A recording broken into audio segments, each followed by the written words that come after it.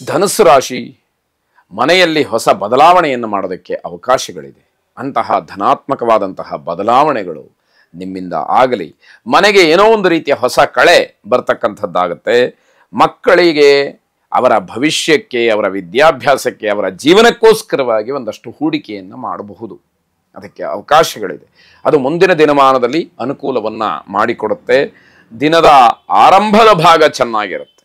ಅಂದರೆ ಬೆಳಗ್ಗೆ ಎದ್ದ ತಕ್ಷಣ ಏನೋ ಇವತ್ತು ಪರವಾಗಿಲ್ಲ ಅಂತ ಹೇಳಿ ನಿಮ್ಮಷ್ಟಕ್ಕೆ ನೀವೇ ಸಮಾಧಾನ ಮಾಡಿಕೊಳ್ಳುವ ಹಾಗಿರುತ್ತೆ.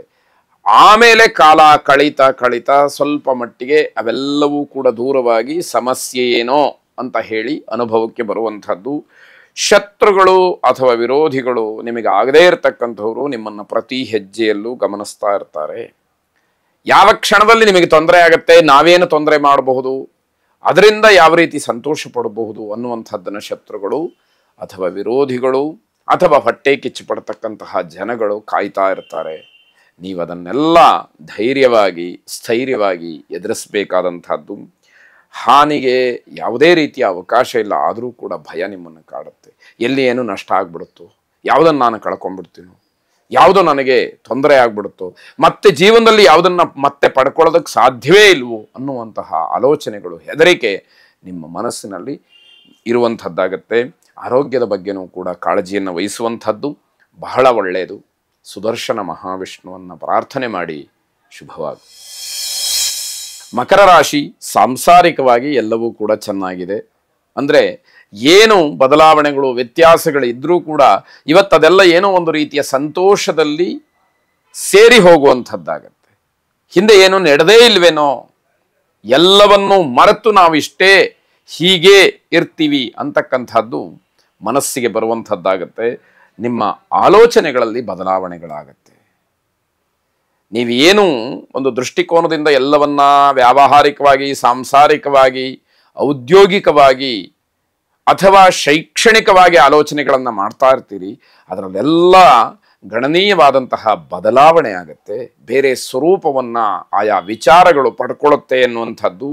ಕೆಲವು ಮುಖ್ಯಸ್ಥರನ್ನ ಭೇಟಿಯಾಗೋದಕ್ಕೆ ಅವಕಾಶ ಇದೆ.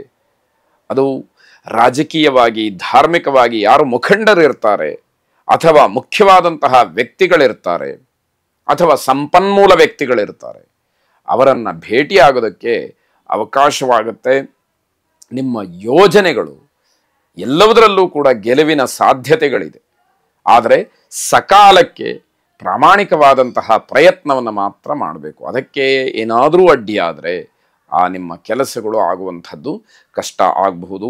ವ್ಯಾವಹಾರಿಕವಾಗಿ ಹಲವಾರು ರೀತಿಯ ಉತ್ತಮವಾದಂತಹ ಬದಲಾವಣೆಗಳಾಗತ್ತೆ. ಲಾಭವನ್ನು ನೋಡಲಿಕ್ಕೆ ಅವಕಾಶ ಇದೆ.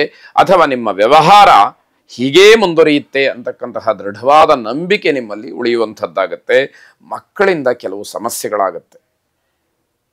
ಮಕ್ಕಳು ಏನೋ ತಪ್ಪನ್ನು ಮಾಡಿ ನಿಮಗೆ ಅವಮಾನ ಮಾಡ್ತಕ್ಕಂಥದ್ದು ಅಥವಾ ನೀವು ದಂಡ ಕಟ್ಟುವ ಹಾಗೆ ಮಾಡ್ತಕ್ಕಂಥದ್ದು ಆಗಬಹುದು.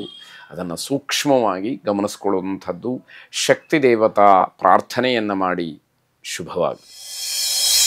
ಕುಂಭರಾಶಿ, ಕಲಾಕ್ಷೇತ್ರದಲ್ಲಿರ್ತಕ್ಕಂಥವರಿಗೆ ಉತ್ತಮವಾದಂತಹ ಗೌರವ, ಸ್ಥಾನ, ಮಾನ, ಬಿರುದಾವಳಿಗಳು, ಸನ್ಮಾನ ಪತ್ರ ಇತ್ಯಾದಿಗಳು ಸಿಕ್ಕುವಂತಹ ದಿವಸ. ಹಳೆಯ ಗುರುತಿನಿಂದ ಲಾಭವನ್ನು ಪಡಿಬಹುದು. ಹಿಂದೆ ಯಾವತ್ತೋ ಏನೋ ಒಳ್ಳೆಯ ಕೆಲಸವನ್ನು ಮಾಡಿ ಜನ ನಿಮ್ಮನ್ನು ಗುರುತಿಸ್ತಿರ್ತಾರೆ. ಆ ಗುರುತನ್ನು ಹೇಳಿಕೊಂಡು ಮತ್ತೆ ಮತ್ತೆ ಲಾಭವನ್ನು ಪಡೀಲಿಕ್ಕೆ ಅವಕಾಶಗಳಾಗತ್ತೆ. ಮಕ್ಕಳಿಂದ ಅನುಕೂಲವಾಗ್ತಕ್ಕಂತಹ ಸಮಯ ಇದು. ಕೆಲಸದ ನಿಮಿತ್ತವಾಗಿ ಪ್ರಯಾಣವನ್ನು ಬೆಳೆಸಬೇಕಾಗತ್ತೆ. ಅದು ಕೂಡ ನಿಮಗೆ ಲಾಭವನ್ನು ತರುವಂಥದ್ದಾಗತ್ತೆ. ಯಾವುದೇ ರೀತಿಯ ಆಸೆಗಳಾಗಲಿ ಅಥವಾ ಹಿಂದೆ ಮಾಡಿದಂತಹ ಸಂಕಲ್ಪಗಳಾಗಲಿ ಈ ದಿವಸ ಈಡೇರ್ತಕ್ಕಂತಹ ಸೂಚನೆ ಕಾಣುತ್ತೆ. ಅದನ್ನು ಗಟ್ಟಿಯಾಗಿ ಹಿಡ್ಕೊಂಡಾಗ ನಿಮಗೆ ಅನುಕೂಲ ತನ್ನಿಂದ ತಾನೇ ಆಗುವಂಥದ್ದಿರುತ್ತೆ. ಸ್ನೇಹಿತರನ್ನು ಭೇಟಿ ಮಾಡಿ ಅವರಿಂದ ಒಂದಷ್ಟು ಸಹಾಯವನ್ನು, ಸಹಕಾರವನ್ನು ನಿಮ್ಮ ಕೆಲಸಕ್ಕೆ ನೀವು ಕೇಳಬಹುದು. ಅವರು ಧನಾತ್ಮಕವಾಗಿ ಉತ್ತರಿಸ್ತಾರೆ ಅಂತಕ್ಕಂತಹ ಸೂಚನೆಗಳಿದೆ.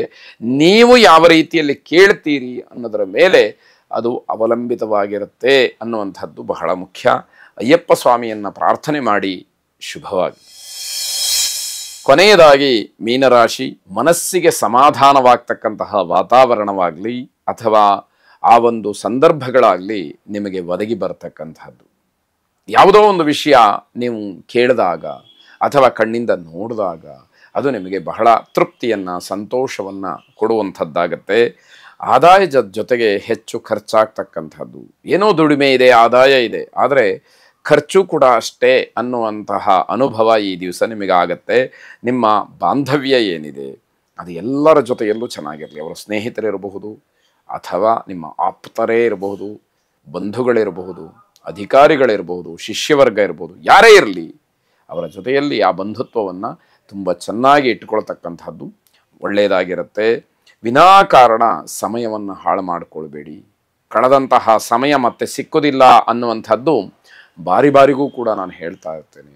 ಅದನ್ನು ಆದಷ್ಟು ಒಳ್ಳೆಯ ಕೆಲಸಕ್ಕೆ, ಅದು ನಿಮ್ಮ ಆತ್ಮೋದ್ಧಾರ ಆಗಿರ್ಬೋದು, ಅಥವಾ ಜಗತ್ತಿನ ಹಿತ ಆಗಿರಬಹುದು, ಅಥವಾ ನಿಮ್ಮ ಪರಿವಾರದವರಿಗೆ ನೀವು ಮಾಡ್ತಕ್ಕಂತಹ ಕೆಲಸದಿಂದ ಆಗುವಂತಹ ಅನುಕೂಲ ಇರ್ಬೋದು, ಯಾವುದೇ ಇರಲಿ ಒಳ್ಳೆಯ ಕೆಲಸಕ್ಕೆ ಆ ಸಮಯವನ್ನು ವಿನಿಯೋಗ ಮಾಡಿಕೊಳ್ಳಿ. ಸರ್ಕಾರಿ ಕೆಲಸದಲ್ಲಿ ಹಿನ್ನಡೆಯಾಗತ್ತೆ, ಆದರೆ ಅನುಕೂಲವೂ ಕೂಡ ಇದೆ, ಅದನ್ನು ಗಮನಿಸ್ಕೊಳ್ಬೇಕು. ಸಾಯಂಕಾಲ ಮಾತ್ರ ಸ್ವಲ್ಪ ಎಚ್ಚರಿಕೆಯಿಂದ ಇರಬೇಕು. ಯಾವುದೇ ರೀತಿಯ ಅವಘಡಗಳು ಬೇಕಾದರೂ ಸಂಭವಿಸಬಹುದು. ಅದರಿಂದ ಎಚ್ಚರಿಕೆಯಿಂದ ಇದ್ದರೆ ಬಹಳ ಒಳ್ಳೆಯದಾಗುವಂಥದ್ದು. ನರಸಿಂಹಸ್ವಾಮಿಯನ್ನು ಪ್ರಾರ್ಥನೆ ಮಾಡಿ. ಶುಭವಾಗಲಿ.